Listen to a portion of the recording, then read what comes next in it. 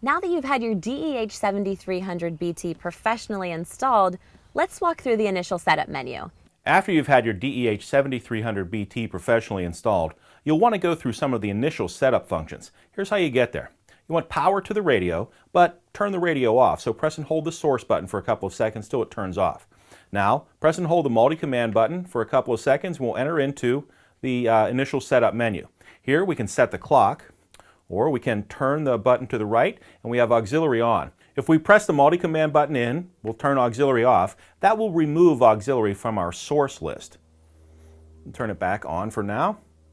We'll switch over to USB. USB can be switched on or off, and this will change it so that when I plug in my iPhone or my iPod, the system will automatically switch to the USB source and start to play if USB is selected as on.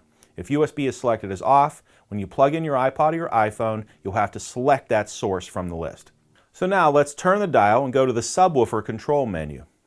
Press the enter and we'll enter into the subwoofer control menu. Here, our rear speakers are set to full range. If I press the button one time, we'll move over and change from full range to subwoofer output on the rear speakers.